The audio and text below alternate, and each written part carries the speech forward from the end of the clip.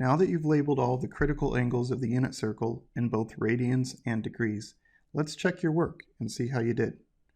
If we start off at the x-axis in radians, we have 0. And if we were to go all the way around the circle and make one revolution, we would have 2 pi radians. If we were to go halfway around the circle, we would have pi. If we divide pi into 2 pieces, then at the top of the y-axis, we'll have pi over 2. If we continue around the unit circle in increments of pi over 2, when we get to the 180 degree point, we'll have 2 pi over 2, but that's equivalent to pi. If we keep going, at the bottom of the y-axis, we'll have 3 pi over 2. And finally, at the x-axis where we started from, we'll have 4 pi over 2, which is equal to 2 pi. Now we're going to divide the top half of the circle, or pi, into 4 pieces. At the first piece, we have pi over 4. At the second piece, we have 2 pi over 4, which reduces to pi over 2. Next, we have 3 pi over 4. At the x-axis again, we have 4 pi over 4, which of course is just pi.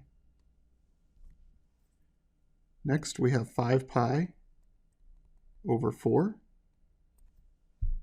then 6 pi over 4, which of course reduces to 3 pi over 2. Then we have 7 pi over 4, and finally 8 pi over 4, which reduces to 2 pi. Now we'll divide pi into 3 pieces. At the first piece, we have pi over 3. At the second piece, we have 2 pi over 3. And at the third piece, 3 pi over 3, which of course is pi. Next, we have 4 pi over 3, then 5 pi over 3, and finally 6 pi over 3, which equals 2 pi. Lastly, we'll divide pi into 6 pieces. At the first piece, we have pi over 6. At the second piece, we have 2 pi over 6, which equals pi over 3. At the third piece, we have 3 pi over 6, which equals pi over 2. At the fourth piece, we have 4 pi over 6, which reduces to 2 pi over 3. Then we have 5 pi over 6, then 6 pi over 6, which reduces to pi, 7 pi over 6, 8 pi over 6, which reduces to 4 pi over 3, 9 pi over 6, which reduces to 3 pi over 2, 10 pi over 6, which reduces to 5 pi over 3, then 11 pi over 6, and finally 12 pi over 6, which reduces to 2 pi. Now we'd like to convert all of our radians to degrees.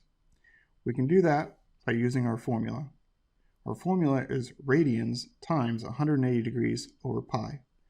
So if we start with our first one, pi over 6 times 180 degrees over pi equals, our pi's cancel and we're left with 180 over 6, which is 30 degrees. Next, we'll do pi over 3 times 180 degrees over pi. Our pi's cancel. 180 degrees over 3 is 60. Notice that in each of these instances, pi's canceled out. This will always be the case when converting from radians to degrees. A shortcut method is simply to substitute 180 degrees into pi, because pi, after all, does equal 180 degrees. So if we look at the first one we did, pi over 6, that would be equal to 180 degrees, substituting 180 into pi, over 6, which equals 30 degrees. If we look at pi over 3 and substitute 180 degrees, we get 180 over 3, which equals 60 degrees. So if we use this method, the shortcut method, and continue around our circle, it'll go a little bit faster. So if we look at pi over 4, 180 over 4 is 45 degrees. If we look at pi over 2, 180 over 2 is 90 degrees. Now I would like to point out that learning all of the angles in the first quadrant consists of the angles of 0 degrees, 30 degrees, 45 degrees, 60 degrees, and 90 degrees. And their equivalent radian components, 0, pi over 6, pi over 4, pi over 3, and pi over 2. If you learn these angles very easily and remember them, you can apply them to the other quadrants of the circle. It will go much faster. So remember, pi over 6 equals 30 degrees, pi over 4 equals 45 degrees, pi over 3 equals 60 degrees, and pi over 2 equals 90 degrees. Let's see how this works. Instead of using our normal conversion formula, or substituting 180 degrees into pi, let's look at 2 pi over 3 and rewrite this as 2 times pi over 3. If you know that pi over 3 equals 60 degrees, then you can simply multiply 2 times 60 and you end up with 120 degrees, which is the answer. Now if you forget, you can always do one of the other methods you've learned, substituting 180 degrees into pi, or using our conversion formula, radians times 180 degrees over pi. But this will help you convert much faster, as you'll be using these angles a lot. Let's look at the next angle, 3 pi over 4. We can rewrite that as 3 times pi over 4. Since pi over 4 is 45 degrees, which we'll memorize, 3 times 45 degrees is 135 degrees. Likewise, we can continue around the unit circle to figure out the other angles. 5 pi over 6 is equal to 5 times pi over 6. Since pi over 6 is 30 degrees, multiply that by 5, we get 150 degrees. Pi, of course, is equal to 180 degrees. 7 pi over 6 is equivalent to 7 times pi over 6. Since pi over 6 equals 30 degrees times 7, we have 210 degrees. 5 times pi over 4. Pi over 4 is equal to 45 degrees times 5 is 225 degrees.